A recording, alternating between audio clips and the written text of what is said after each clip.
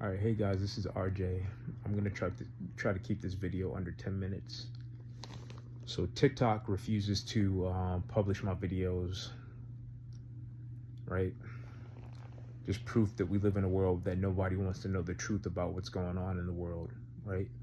They try to censor our information.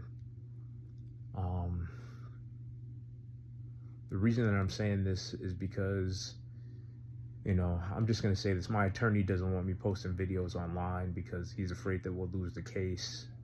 What he's saying is that he's afraid that I'm going to talk trash about how this case has been going. But I think ultimately we did reach an arrangement about the case. It's not like a real conversation though. It's just more surface conversations like everything. You get 10 minutes to talk to someone, they ask you questions and that's pretty much it. And they run with whatever you just told them, as opposed to really digging down in the information, digging down into a conversation. I don't think I've had more than 10 minutes at a time to talk to the attorney that's representing my workers' compensation case. But I know enough about him simply from just having some conversation with him that I know he's very intelligent and he's been doing it a very long time. So I'm glad we met on that. But he has a lot of clients. I go into court and I see his name on a few different cases.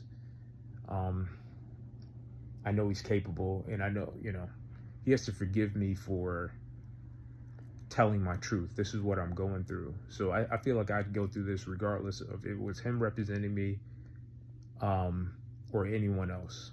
I'm trying to prove my case, that I'm struggling to work. I'm struggling to find work.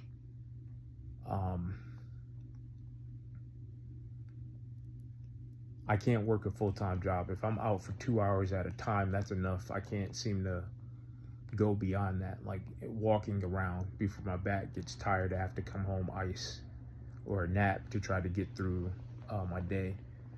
Like today, I got up. I have to move the bags out of my car because I bought a storage unit. I was able to move a few bags, but after maybe 10-15 minutes of doing that, I was tired. So I had to sit down. I didn't grab ice today like I normally would, but I'm probably gonna do that as well. But yeah, life's tough. I got hit with a $5,000 bill to fix my teeth. My teeth are not perfect. They're definitely off-white. I've never had perfect teeth in my entire life, never. I've tried to do and follow exactly what the dentist, I've been fortunate enough that my mother's always kept me, especially when I was younger, that my mother raised all 5 of us on her own for the most part. And we've always had access to healthcare, is what I'm trying to say. So in that way that I'm fortunate, I've always been able to get in front of doctors.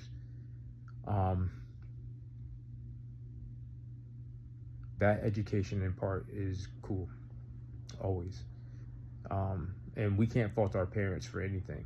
We just have to kind of live, and life is not perfect, even when you hear bad things. And that's what I keep trying to tell the attorney. They don't want to hear about themselves. Like, he's so afraid to hear that he's not doing good that he's trying to silence me from making videos. That's his argument. His argument is that I'm talking about what I'm educated on, how I'll read a law and realize that the law does not recognize my issue at all. Like, I'm part of the underrepresented, the gap, right? I'm an educated college male. In Rhode Island, there's zero support. I've noticed this for the past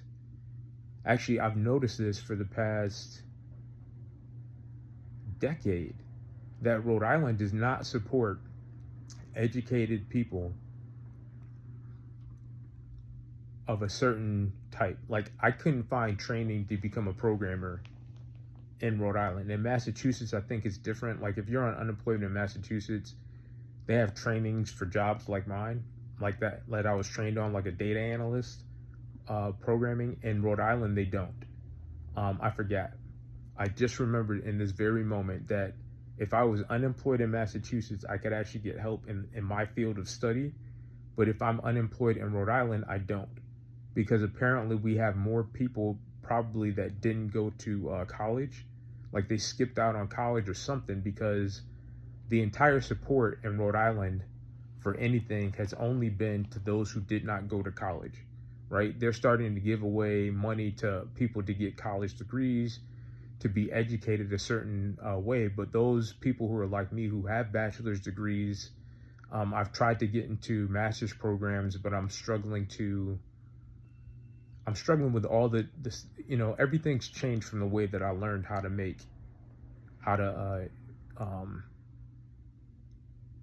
to educate myself. It changed over time. Everything's online, right? As a matter of fact, it was soon after I graduated, this was 2011, that they switched all the graduate programs to now be online. Like I went to Bryant and I was trying to find an in-person class. They didn't even have any. I was like, oh, I want to study this. No, all of their in-person classes went to undergraduates. So I struggled a little bit. I got through their program through the state to study project management because it was offered. I don't remember them offering any data analysis trainings, but I got through it simply because it was short, and we had to be on there for 4 hours at a time, right? So I was on my computer for 4 or 5 hours for 5 days straight. You have to have your camera on, and he would go through the material, and then we would have our material that we had to study. Actually, no, it was, something like that. It was maybe for 2 weeks or something like that. I don't remember exactly.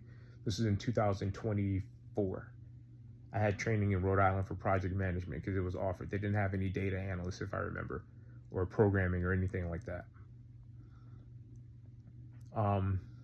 Job offerings. Like I went to a job fair. They don't have any jobs for my field. I have to go into Massachusetts, is what I'm starting to realize again. But again, there's no one to actually talk to about this. I have to kind of figure this out on my own. Luckily, I have a mother who works in Boston, who's worked in Boston since the 90s, and I'm educated that way. But there's still a gap. I've never been able to find in over a decade work in my field, and it's probably because of where I live and the way that the state operates. This state is kind of slow.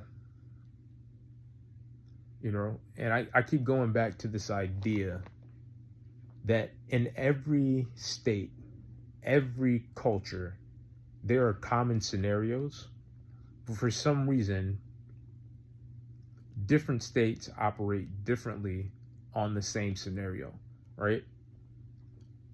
You can be considered a criminal in one state for one activity. That same activity, a state over, is not a crime. It's just, which is why they say the law is subjective. It's awfully hard to operate here. I read through what it said on the state document about what they cover for TDI. I'm like, they don't cover my issue at all, but yet I have to go through hoops to prove that I have a back injury. The conversation that I actually spoke to, when I spoke to, who was it? The state vocational rehabilitation, someone over there, she was like, they'll discriminate on you because of your age. I'm like, she flat out said, they literally will make it difficult for you because of your age. You're young and you, I said, that's age of discrimination. Why would you even say that? But whatever. All right, so I'm still needing help. I'm trying to keep these videos under 10 minutes. Apparently, that's all I can really do before I have to delete them and upload. All right, so this is my video for today. I'm going to like and subscribe. I'm going to try to put the GoFundMe link in there. All right, thank you, RJ.